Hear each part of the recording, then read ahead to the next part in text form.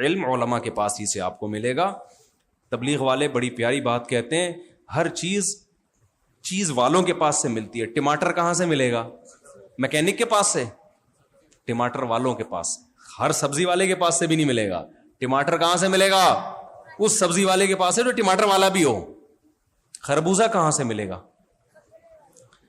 سائنسدانوں کے پاس سے نا بھائی. خربوزہ آپ کو پتہ نہیں ہے, سائنسدانوں کے پاس سے ملتا ہے. آپ کو پتہ ہی نہیں ہے. مجھے لگ رہا ہے کنفیوز ہو گئے آپ بھائی. سائنسدانوں کے پاس سے خربوزے کی رپورٹ تو مل جائے گی, خربوزہ نہیں ملے گا. سیمنٹ فیکٹری والوں کے پاس سے ملے گا. اللہ کہاں ملے گا آپ کو؟ اللہ والوں کے پاس. حکیم اختر صاحب رحمہ اللہ فرمایا کرتے تھے اللہ ان کے پاس سے ملے گا جن کے دل میں اللہ ہے. جس کا دل خود اللہ سے خالی ہے وہاں سے اللہ نہیں ملے گا آپ کو بھائی. الرحمن فاسأل به خبیرا. سورہ فرقان میں اللہ کہتے ہیں رحمان کے بارے میں تمہیں معلومات چاہیے, باخبر سے پوچھو جو خود رحمان کو جانتا ہو. تو اسی طرح علم علماء سے ملے گا میرے بھائی, جو پراپر وے میں علم حاصل کیا ہو, جنہوں نے عالم بنے ہو. خیر, اب میں اصل ٹاپک کو جلدی سے سمیٹ کے ختم کرتا ہوں. تو بات میں یہاں سے لے کے چلا تھا کہ کچھ چیزیں قرآن میں ہائی لائٹ نہیں ہوتی, ہماری توجہ نہیں جاتی. علماء کا کام ہوتا ہے کہ سوسائٹی کی ضرورت کو دیکھتے ہوئے کہ یہ علوم سے لوگوں کی توجہ ہٹ رہی ہے تو ان علوم کو ہائی لائٹ کیا جاتا. تو یہ مضمون قرآن میں بہت زیادہ ہے, لیکن اس کو ہائی لائٹ کیا کس نے؟ بر صغیر میں, ساری دنیا میں نہیں. مولانا شلوی تھانوی نے بہت ہائی لائٹ کیا. وہ ہائی لائٹ کیا ہے بہت اہم اصول کہ کبھی بھی زندگی میں اس چیز کے پیچھے مت پڑو جو آپ کے اختیار میں نہیں ہے. ادھر توجہ, کبھی بھی زندگی میں اس چیز کے پیچھے بولو مت پڑو جو آپ کے اختیار میں نہیں ہے. اور جو چیز آپ کے اختیار میں ہے اس میں کبھی بھی سستی مت کرو. اس کو توکل کہتے ہیں. تقدیر پہ بھروسہ جب کیا جائے گا جب آپ کے اختیارات ختم. پھر جو ہو رہا ہے بھائی ما قدر اللہ, یہ کس کی طرف سے ہے؟ اللہ کی طرف سے. تو اب دیکھو, ایک ایتھیسٹ ہے, اس کا ایک کلپ میری نظر سے گزرا. اس سے کسی نے پوچھا آپ خدا کو کیوں نہیں مانتے؟ اس نے کہا یہ عجیب لوگ ہیں مسلمان, اوپر سے کوئی بندہ گر گیا اور ٹانگ نہیں ٹوٹی تو کہتے ہیں اللہ نے بچا لیا. کہتے ہیں گرایا کس نے تھا؟ وہ بھی تو اللہ نے گرایا تھا نا. یعنی اس کا مطلب یہ تھا کہ مسلمان بے وقوف ہیں, گرا جب اللہ رہا ہے تو بچانے کی نسبت اللہ کی طرف کر دیتے ہیں, تو گرایا بھی تو اللہ نے تھا نا. تو مطلب یہ کہ میں ایسے اللہ کو نہیں مانتا. بھائی کون کہتا ہے کہ گرایا اللہ نے نہیں ہے؟ گرایا بھی کس نے ہے؟ اللہ نے. بچانے کی نسبت اللہ کی طرف اس لیے ہوتی ہے کہ بیسیوں لوگ گرتے ہیں اور ان کی ٹانگیں ٹوٹتی ہیں. یہ گرا ہے جو نیچرل ہے گرنا, لیکن اللہ نے اس کی ٹانگ ٹوٹنے سے اس کو بچا لیا. ہمارا یہ عقیدہ ہے گراتا بھی, شر کا خالق بھی اللہ ہے اور خیر کا خالق بھی اللہ ہے, لیکن اللہ کی طرف اچھائی کی نسبت کی جائے گی کیونکہ اللہ کے ذمے بچانا تھا نہیں. آپ کہہ سکتے ہو کیسے بچایا, وہ تو اس اینگل سے گرا تھا کہ اس اینگل سے ہڈی ٹوٹتی نہیں ہے. تو بھائی اسباب اور اللہ کے ارادوں میں ٹکراؤ نہیں ہے. جب کسی کو موت دینی ہوتی ہے تو گاڑی آگے ٹکر مارتی ہے اس کو. دیکھو زید نے بکر کو قتل کیا, مقتول کو مارا کس نے؟ زید نے بھی مارا, لیکن نسبت کس کی طرف ہوگی؟ بولتے کیوں نہیں؟ اللہ کی طرف ہوگی. اللہ نے اس کو موت دی ہے. سوال پیدا ہو جب اللہ نے موت دی ہے تو زید سے قصاص کیوں لیا جا رہا ہے؟ اس کا جواب یہ ہے کہ زید کو پتا تھا کہ اس وقت اس نے مرنا ہے. زید کو تھوڑی پتا تھا اس وقت اس کی موت کا وقت آ گیا ہے.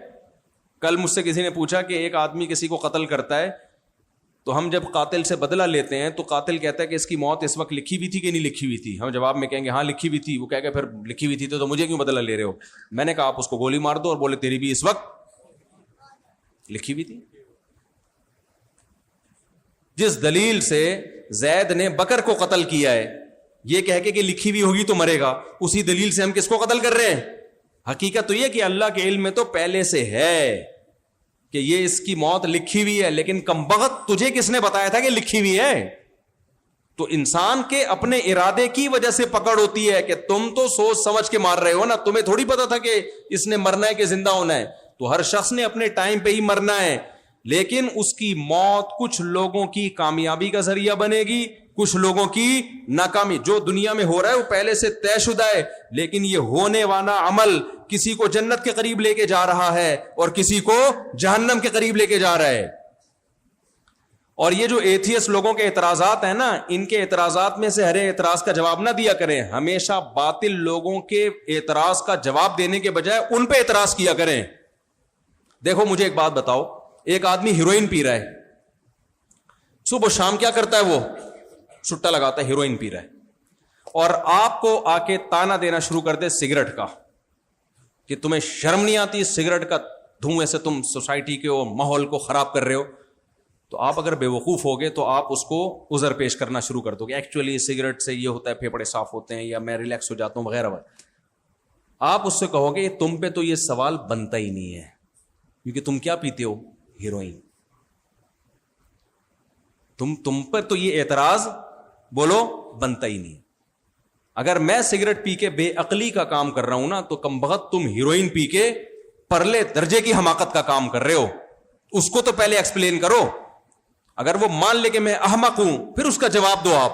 اور اگر وہ نہیں مانتا کہ میں احمق نہیں ہوں, پھر جواب دینے کی ضرورت, کیونکہ احمقوں کے سے کبھی بھی دنیا میں نہیں الجھا جاتا. تو ایتھیسٹ جتنے بھی اسلام پہ یا اللہ کے وجود پہ اعتراض کرتے ہیں نا, آپ ان سے الٹا سوال پوچھا کرو, ان کے جواب نہ دیا کرو. تو جس شخص نے بھی یہ کہا نا کہ گرانے والا بھی اللہ تھا, تو آپ اس سے سوال پوچھو کہ بات یہ ہے کہ آپ تو خود اس کے قائل ہو, سائنس اس کی قائل ہے کہ اس زمین میں چینجر کے بغیر کوئی چینجنگ نہیں ہوتی. کائنات کی کسی چیز میں چینجر کے بغیر چینجنگ نہیں ہوتی. یہ سائنس کی تھیوری نہیں ہے, تحقیق سے ثابت شدہ حقیقت ہے. یہ پنکھا اگر اس کو پاور دے کے گھمایا نہ جائے نا, کھربوں سال تک کم بخت رکا ہی رہے گا, یہ ہلے گا نہیں اپنی جگہ سے. نہیں آئی میرا خیال ہے بات. تو یہ پنکھا خود سے بن سکتا ہے؟ جو پنکھا خود سے ہل نہیں سکتا وہ پنکھا خود سے بن سکتا ہے؟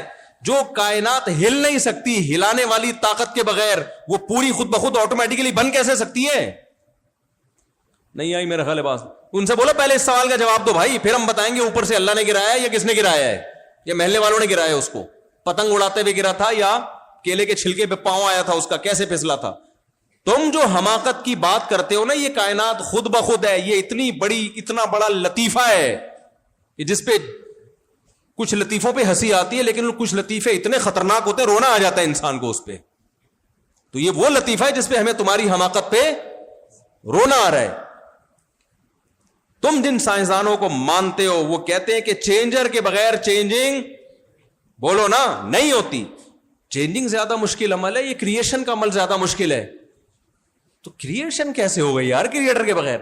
فوراً یہ پرانا گھسا پٹا سوال لے کر آتے ہیں کہ پھر خدا کو کس نے بنایا. تو بھائی سائنس کا یہ جو اصول ہے نا, چینجر کے بغیر چینجنگ ممکن ہے, خدا کے بارے میں نہیں ہے. یہ کس کے بارے میں ہے؟ اس کائنات کے بارے میں. کائنات خود سے نہیں بن سکتی, اس کو کسی نے بنایا ہے. اب جس نے بنایا وہ کائنات سے ہٹ کر ہے, تو اس پہ تو فزکس اور کیمسٹری کے لاز لاگو ہی نہیں ہوتے, تو عقل سے بالاتر ہے. تو یہ اتنی بڑی حماقت ہے نا کہ آپ خود مانتے بھی ہو تبھی تو سارے کام خود کرتے ہو.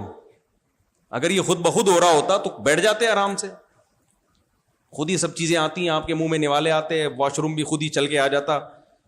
اس کے لیے بھی بٹن دبانا پڑتا ہے.